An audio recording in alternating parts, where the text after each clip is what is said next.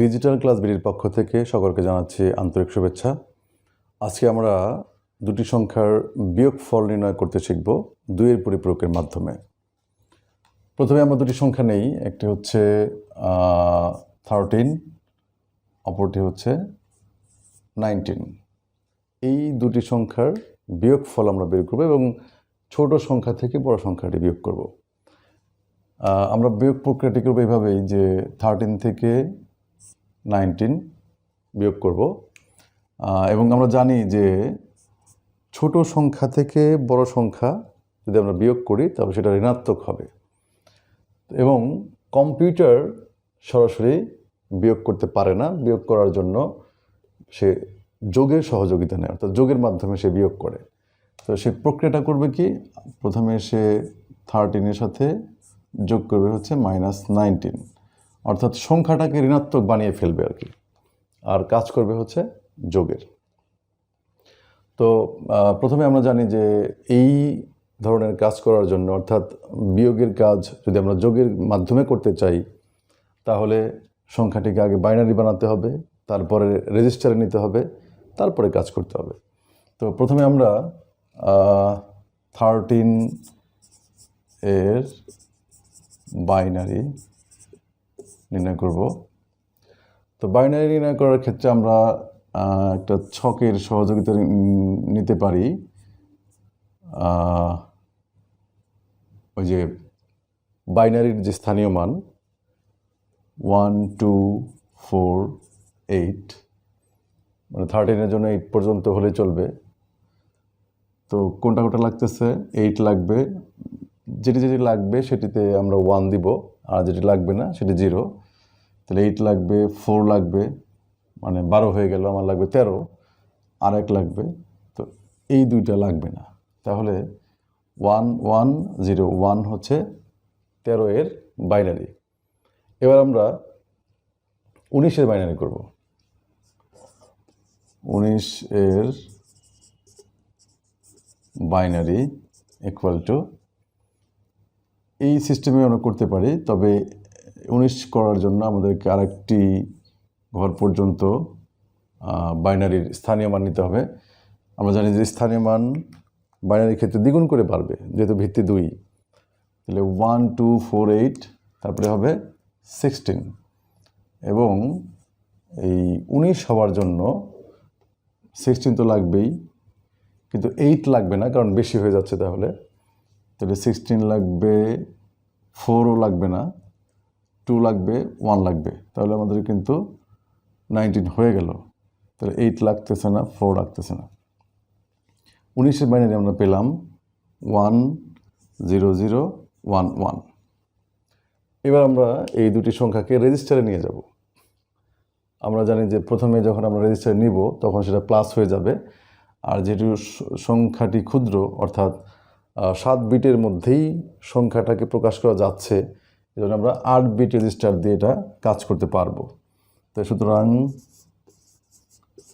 8 bit রেজিস্টারে যখন আমরা রেজিস্টার নিচ্ছি তখনই প্লাস হয়ে যাবে, +13 ইকুয়াল টু, আমরা এই বাইনারিটাকে লিখে নিব 13-এর 1, 1, 0, 1। তারপরে 8 বিট হওয়ার জন্য আমার 4টা বিট লাগবে, আমরা অতিরিক্ত 4টা শূন্য দিয়ে দেব, এটাই +13 হয়ে গেল। এবার 19-এর মানটাকে আমরা রেজিস্টারে নিব, 8 বিট রেজিস্টারে নিব। 8 বিট রেজিস্টারে +19 ইকুয়াল টু, যেটা আছে বাইনারি মান সেটা আমরা লিখব আগে। এখানে 5টি বিট আছে আর 3টি অতিরিক্ত বিট লাগবে, যেটা আমরা 0 দিয়ে পূর্ণ করব। এটা কিন্তু প্লাস হয়ে গেল। এখন যেহেতু আমি 19কে বিয়োগ করব, অর্থাৎ যাকে বিয়োগ করব তার কিন্তু 2-এর পরিপূরক বানাতে হবে, কারণ 2-এর পরিপূরক করলেই ধনাত্মক ঋণাত্মক হয়ে যায় এবং ঋণাত্মক সংখ্যাটি ধনাত্মক হয়ে যায়। এখানে ধনাত্মক আছে, এটা ঋণাত্মক করার জন্য, অর্থাৎ এই প্রক্রিয়া যেহেতু আমরা কাজ করব, যোগের মাধ্যমে কাজটি করব, হয়ে যাবে বিয়োগ, তাহলে আমাকে সংখ্যাটিকে ঋণাত্মক করতে হবে। তাহলে প্রথম কাজ হচ্ছে 1-এর পরিপূরক করা। যেই বাইনারি বিটগুলো আমরা পাবো সেগুলোকে আমরা একের পরিপূরক করবো, মানে হচ্ছে 1কে 0 বানাবো, 0কে 1 বানাবো, উল্টিয়ে দেবো জাস্ট। তাহলে 0 0 1 1 0 1 1 1, এটা আমরা পেলাম হচ্ছে একের পরিপূরক। একের পরিপূরক, এই যে একের পরিপূরক আমরা পেলাম, এর সাথে যদি আমরা 1 যোগ করে দেই তাহলে আমরা 2-এর পরিপূরককে পেয়ে যাবো আর কি। তাহলে বাইনারি যোগ আমরা অবশ্যই জানি, না জানলে আমরা পূর্ববর্তী টিউটোরিয়ালগুলো থেকে দেখে নিব।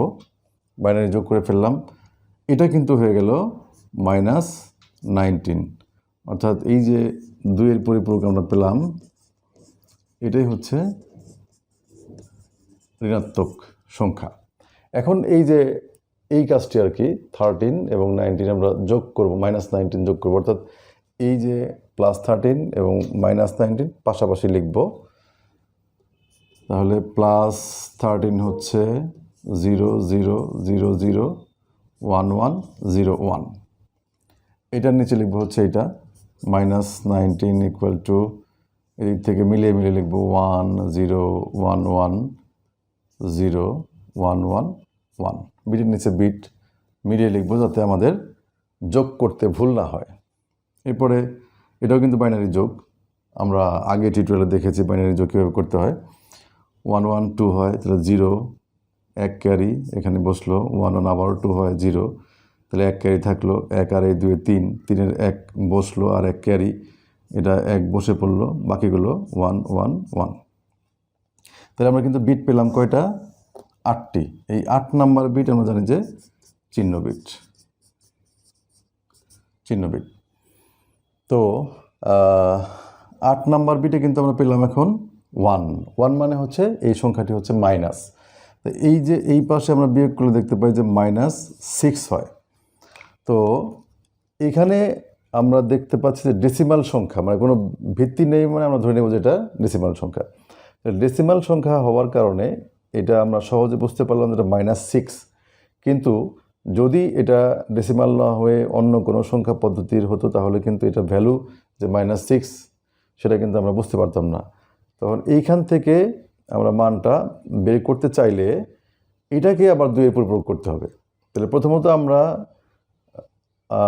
8 নাম্বার বিট পেলাম হচ্ছে 1, তার মানে এটা হচ্ছে নেগেটিভ, কিন্তু এর ভ্যালু পেতে হলে এই সংখ্যাটিকে আমার আবার 2-এর পরিপূরক করলে আমি 6 পেয়ে যাবো আর কি। তো আমরা দেখি যে এটা কীভাবে পাওয়া যায়। ডান পাশে আমি দেখি, তো এই সংখ্যাটি হচ্ছে আমরা যেটা পাইলাম বিয়োগফল, সেটি হচ্ছে এইটা। হ্যাঁ, আমরা নিচে করতাম কিন্তু যেহেতু জায়গা নাই আমরা ডান পাশে করছি।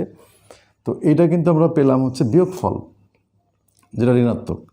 আচ্ছা, তাহলে এটা 1-এর পরিপূরক করব। প্রথমে 0কে 1 বানালাম, 1কে 0, এভাবে আমরা 1-এর পরিপূরক পাইলাম। এটা হচ্ছে 1's কমপ্লিমেন্ট। আর এই যে 1-এর পরিপূরক, এর সাথে যদি আমরা 1 যোগ করে দেই তাহলে সেটা হয়ে যাবে 2-এর পরিপূরক। এখন এটার সাথে আমরা এটার বাইনারি যোগ করে দেব 0 1 1। এই জিরোগুলো লেখাটা খুব বেশি জরুরি না, যেহেতু আমরা ভ্যালু পেতে চাচ্ছি আর কি। বাম পাশের জিরো কোনো ভ্যালু নেই, তাহলে আমরা কিন্তু পেলাম হচ্ছে এইটা। ঠিক আছে, তাহলে এইটাকে যদি আমরা এখানে বাইনারি স্থানীয় মানের জায়গায় বসাই তাহলে কিন্তু আমরা এটার যে ভ্যালু সেটা পেয়ে যাব। আমরা এটা চাইলে মুখস্থ করে ফেলতে পারি, অথবা এরকমভাবে স্থানীয় মান বসিয়েও আমরা বের করতে পারি। তাহলে এখানে 1 হচ্ছে রিজেক্টেড, আর এটা হচ্ছে এটা ভ্যালু যোগ হবে, তাহলে 4 + 2 = 6। তাহলে আমরা কিন্তু পেলাম হচ্ছে 6। তাহলে প্রথমত আমরা এই 1 থেকে পেলাম এটা হচ্ছে নেগেটিভ ভ্যালু, আর আমরা এই মানটাকে 2-এর পরিপূরক করে আমরা পেলাম হচ্ছে এটা 6। ধন্যবাদ সকলকে টিউটোরিয়ালটি দেখার জন্য। পরবর্তী টিউটোরিয়ালে আবার দেখা হবে ইনশাআল্লাহ।